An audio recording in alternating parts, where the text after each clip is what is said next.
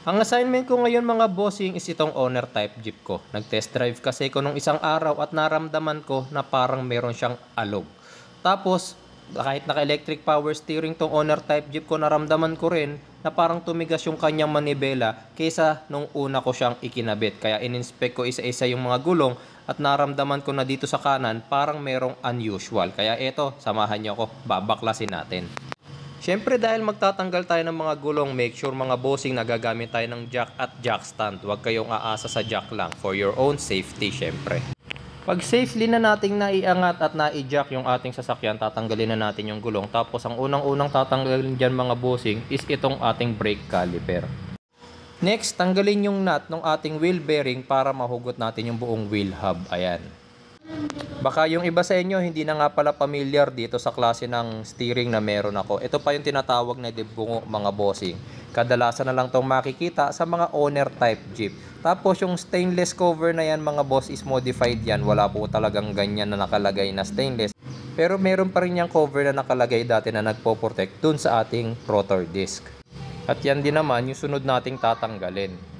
Ito namang wheel spindle mga bossing, para matanggal yan, konting pukpok lang galing sa martilyo. Kahit anong klaseng martilyo ang gamitin nyo, kahit yung rubber mallet, pwede rin naman. Sunod na nating tatanggalin itong cover nung tinatawag natin na pinakabungo. 6 na bolt lang ang nag-hold dyan at pagkatanggal natin nun kahit kamay na lang, mahuhugot na natin yan. Pagbaklas ko naman nakita ko naman na may mga bagong grasa pa. Makikita nyo naman din kasi nadilaw pa yung pinakagrasa niya. Nilagyan niyan mga bossing nung taong nag-restore din mismo nitong aking owner type jeep. Kasi nga mula nung pagka-restore nito is natenga lang naman din to dito sa bahay namin. Sunod ko nang tinanggal dito mga bossing yung kanyang knuckle pin. At eto na yung nakita kong reason kung bakit medyo tumigas yung aking steering. Sa tingin ko maling knuckle pin ang nakakabit. Kasi hindi dapat ito umiipit. Kahit wala na yung mga bolt hindi ko mahugot yung knuckle pin, kaya nagdesisyon ako rito na baklasin muna yung backplate at yung oil seal sa likod para mas may room ako na maigalaw-galaw yung pinakabungo. Yung knuckle pin dito sa baba natanggal ko na gamit ang kamay, pero yung nandito sa taas ayaw talaga. Sinubukan kong itap ng konti gamit ang martilyo pero ayaw, kaya gumamit na ako dyan ng mga pangsungkit gaya ng screwdriver. Pero talagang nagmatigas siya, kaya eto, martilyo na ang katapat mo. Mahuhugot ko naman yan mga bossing, kaya lang merong mali. Kasi dapat mahuhugot dyan yung mismong knuckle pin. Kaso ang nahugot lang is yung pinaka-cover at naiwan, tignan nyo, yung pinaka-pin niya. Naiwan na nakaipit doon sa ating knuckle bearing. At yun yung nakita nating reason kung bakit medyo tumigas yung ating steering, kasi naiipit na yung bearing natin.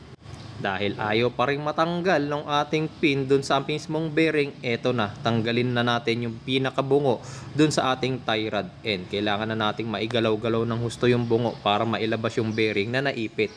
Finally, at natanggal na rin natin yung pinakabungo. Kahit bago pa yung mga grasa nito, since nagbaklas na ako, ayan, ay tinanggal ko na rin yung mga grasa kasi papalitan ko na yan ng lithium grease. Ito na yung bearing natin na naipit. Makikita nyo mga boss na malinis na siya kasi kailangan ko siyang gamitan ng puller kasi hindi matanggal nga yung pin. Normal na maskip yan mga boss. Wala dapat siyang alog. Pero hindi naman ganyan to the point na ayaw nang bumitaw nung pin sa bearing. Halos natanggal pa siya doon sa mismong pinaka-knuckle housing niya, diba? After malinisan lahat ng parts mga bossing, isinunod ko nang nilubricate lahat ng bearings mga boss. Ang ginamit ko nga pala dyan is Lubricon lithium grease. Ilalagay ko na lang yung product link sa video description tsaka sa pin comments. Mas magandang klase na ng grasa yung ginamit ko para iwas na rin sa pagkasira ng mga bearing. Inspect nyo na nga rin pala mga bossing yung kondisyon ng iba pang knuckle pin. Dapat kasi wala yung leeg kagaya niyan. Kasi pag meron yan leeg mga bossing, pag nilagay nyo na yung pinaka-bearing, aalog-alog na yung inyong bearing. Tignan nyo ha. Ayan. Aalog-alog na yan maya-maya. So, reason din yan para magwigil pa ulit yung sasakyan. So, yan naman yung second thing na kailangan nating ma-resolve dito sa owner type jeep ko, yung wiggle, diba? So, ayan yung itsura ngayon nung maayos pa na knuckle pin. Nabili ko yan mga bossing, 180 pesos lang naman. So, yung 4 na piraso is 720 pesos lang. So, palitan nyo na rin mga boss. After maikabit yung mga knuckle pin mga boss, is dinagdagan ko pa ng grasa yung pinakalikod ng bungo. Kasi kapag pumipihit yung bungo natin na yan, kailangan lubricated din yan para smooth din yung kanyang pag-ikot. Syempre, yung lubricol lithium grease na rin yung aking ginamit dyan.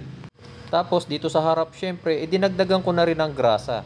Yung ibang naglalagay ng grasa dyan, pinupuno nila ng grasa yung buong bungo. Kaso sa gitna naman mga bossing is hindi na kailangan ng grasa dahil hindi naman na yun moving parts. Yung dalawang gilid lang naman, yung labas at yung loob lang naman ang nagagrasahan talaga dyan.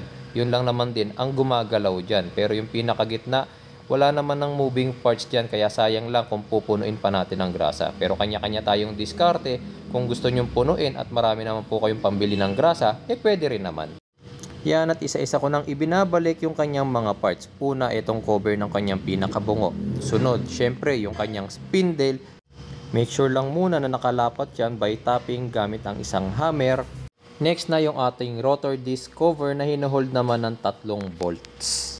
Bago natin ikabit yung wheel hub, syempre, kailangan din nating i-lubricate yung kanyang wheel bearing tsaka yung spindle. Dadamihan natin ang paglalagay ng grasa kasi mga bossing, yan na yung pinakamainit na part dyan kasi yan yung umiikot. Diyan nakakabit yung ating gulong. Nandyan ngayon yung friction.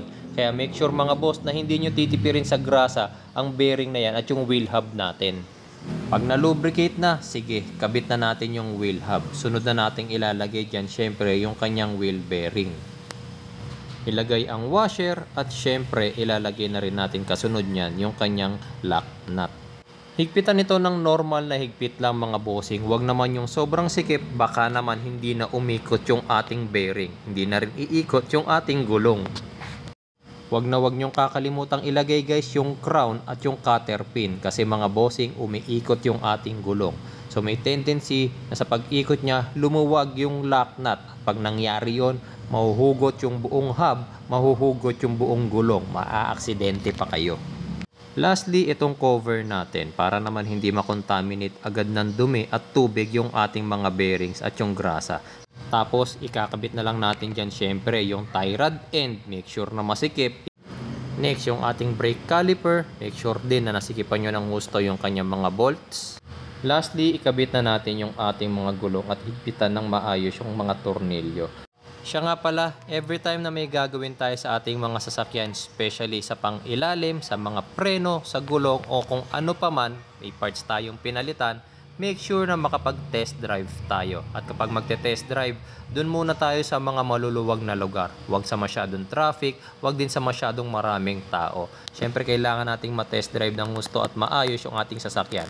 Huwag ding ikarera mga bossing ha. Baka kasi meron kayong nakalimutang higpitan na tornilyo dyan at bigla itong gumalaw o kaya naman matanggal, baka ma-aksidente pa kayo. Abang-abang po kayo mga bossing sa mga susunod ko pang tutorials dito sa aking owner type Jeep. Marami pa akong gagawin kasi sunod-sunod ko na po siyang gagamitin ngayon para sa aking mga susunod pa na vlogs. Salamat po mga boss at huwag kalimutang mag-share, like, and comment na rin po kayo sa baba.